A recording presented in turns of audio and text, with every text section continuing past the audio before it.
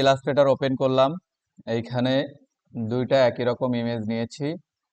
এই ইমেজের মধ্যে ক্লিপিং মার্কস একটাই জিনিস, সেটা হচ্ছে আমরা যাকে যে ধরনের শেপে পরিণত করব সেই শেপটা আগে ড্রয়িং করে নিতে হয়। আপনারা যেহেতু বিগিনার, অনেক সময় অনেক কিছু বুঝতে অসুবিধা হয়, যার কারণে আমাদের এভাবে ভেঙে ভেঙে বোঝাতে হয়। প্রথম যে ক্লিপিং মার্কসটা আমি করব একেবারে ইজি, অনলি 5 সেকেন্ডের কাজ। সেটা কি, আমি এখান থেকে একটা রেক্ট্যাঙ্গেল নিব। এইখানে দেখেন ফিল আর স্ট্রোকের একটা ব্যাপার আছে। কি আছে? ফিল আর স্ট্রোকের একটা ব্যাপার আছে। যখন আপনি ফিলে নিয়ে টান দিবেন তখন কিন্তু সে কি করবে, ঢেকে যাবে। আর স্ট্রোকে নিয়ে যখন কাজ করবেন, আমি স্ট্রোক কালারটা একটু চেঞ্জ করে দেই। স্ট্রোক নিয়ে যখন কাজ করবেন তখন কি হবে, একটা ফ্রেম হবে। তখন একটা ফ্রেম হবে। বিষয়টা এতটুকুই।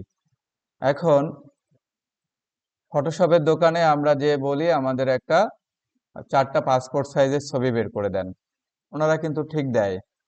তাহলে আমি এই যে ইমেজটা রয়েছে, এই ইমেজ থেকে কি আমি পাসপোর্ট সাইজের ছবি বের করতে পারবো না? অবশ্যই পারবো। আমার তার জন্য কি করতে হবে, এরকম একটা ফ্রেম নিতে হবে। ফ্রেম নিয়ে পাসপোর্ট সাইজের মাপটা দিয়ে ঠিক কেটে এভাবে নিতে হবে। ঠিক আছে, কেটে দিলাম। যেহেতু এটা ইমেজ আর এটা আমার পাথ, এই দুটোকে একত্রে সিলেক্ট করতে হবে।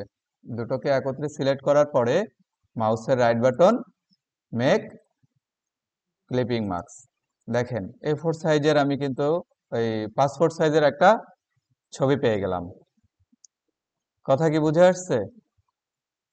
এখন কেউ যদি চিন্তা করে স্যার পিছনে ব্যাকগ্রাউন্ডটা চেঞ্জ করব আমি ইলাস্ট্রেটরের মাধ্যমে, মূলত এইসব কাজগুলো ফটোশপের, কিন্তু যারা মানে জানো বা আগে পরে কাজ করেছো, এই কাজগুলা কিসের? মূলত ফটোশপের। বাট আমরা ইলাস্ট্রেটরও করতে পারি, তখন হয়ে যায় নাম ভিন্ন। যেমন আমাদের মানুষের মধ্যেও সবারই 4টা হাত পাও, কিন্তু নাম ভিন্ন, এই কাজেরও নাম ভিন্ন। এটা করলে হয়ে যায় ক্লিপিং মার্কস, আর ফটোশপে করলে হয়ে যায় কি, ব্যাকগ্রাউন্ড রিমুভ। কথা বুঝতে পারছি? তো এখন চলেন আমরা একটু ব্যাকগ্রাউন্ড রিমুভ করি। কি করব? ব্যাকগ্রাউন্ড রিমুভ করব। পুরাটা নিব না, আমার যতটুকু প্রয়োজন আমি ঠিক ততটুক নিব। তার জন্য পেন টুল নেয়ার সাথে সাথে এখানে দেখবেন যে স্ট্রোক কালারটা নাই, তো স্ট্রোক কালারটা দিয়ে নিতে হবে। আমরা স্ট্রোক কালারটা দিয়ে নিলাম। দেওয়ার পরে আপনি যতটুক করতে চান ঠিক ততটুক পরিমাণেই নেন। আমি ওর বুক সোজা নিব, এই বরাবর নিলাম। আমরাও কিন্তু ফটোশপের সেম একই কাজ করব। একটু জুম করি।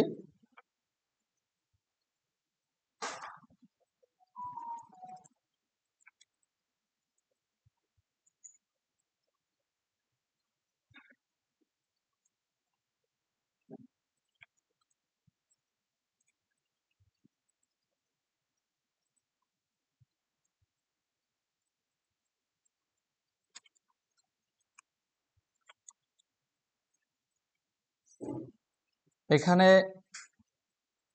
এখনো অনেকে এই যে অ্যাঙ্কর পয়েন্টটা কাটতে পারেন না। এই অ্যাঙ্কর পয়েন্টটা হচ্ছে আপডেট ভার্সনে যখন অ্যাঙ্কর পয়েন্টটা আসে, আমি যে মাথাটা কাটতে চাই সেই বরাবর এসে মাউসে ক্লিক করলে ওই মাথাটা কেটে যায়। আর যেটা ওল্ড ভার্সন সেটা অল্টার প্রেস করে কাটতে হয়।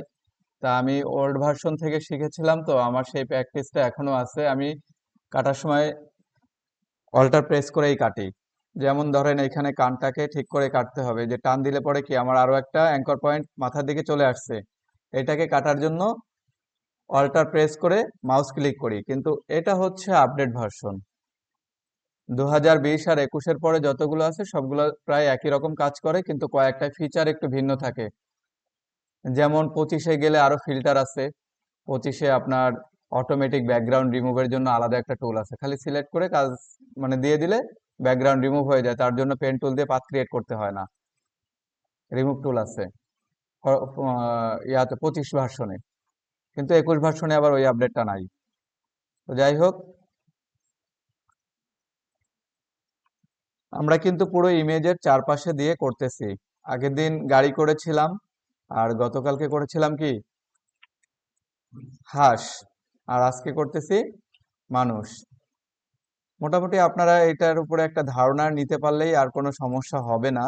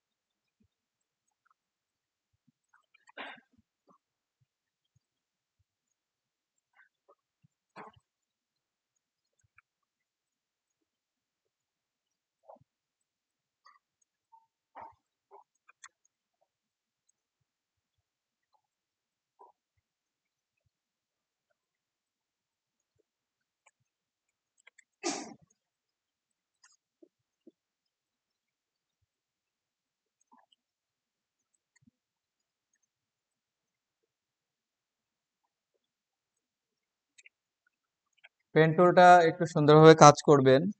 এক্সামের দিন কিন্তু পেন টুল দিয়ে প্রচুর পরিমাণে প্যারা খাবেন আপনারা। আর এই পেন টুল দিয়েই কাজ করতে হবে, এটা একটু মাথায় রাখতে হবে। পেন টুল ছাড়া কোনো গতি নাই। আচ্ছা, এখান থেকে অনেক বেশি ঢেউ আছে, একটু সময় বেশি লাগবে, আমি অল্প একটু কেটে নিয়ে দিচ্ছি।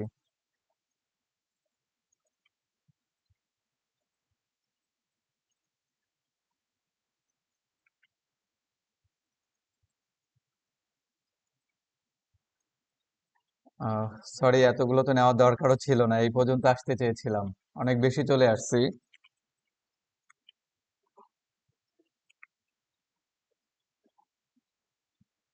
আমরা এই পর্যন্ত নিতে চেয়েছিলাম, দেন এতটুকু। এখন আমি সিলেকশন টুলে চলে যাব। তো একটু আগে যেটা করেছিলাম সেটা কি করছিলাম, যে একটা A4 সাইজের, মানে কালার ঠিক রেখে, ব্যাকগ্রাউন্ড সাদা আছে, সাদাই থাকবে, পাসপোর্ট সাইজের একটা ছবি তৈরি করলাম ক্লিপিং মার্কসিং করে। আর এখন পাত করলাম, পাত করার পরে আবার ক্লিপিং মার্কস করব কোনটাকে, এইটাকে আর হচ্ছে আমার ইমেজটাকে, তাই না? এই দুটোকে আবার সিলেক্ট করি, মাউসের রাইট বাটন ক্লিক করি, মেক ক্লিপিং মার্কস। তাহলে ব্যাকগ্রাউন্ড রিমুভ হলো কিনা? ব্যাকগ্রাউন্ড রিমুভ হলো না? আমরা তো বলতে পারি যে না, ব্যাকগ্রাউন্ড রিমুভ ইলাস্ট্রেটরে করতে পারি।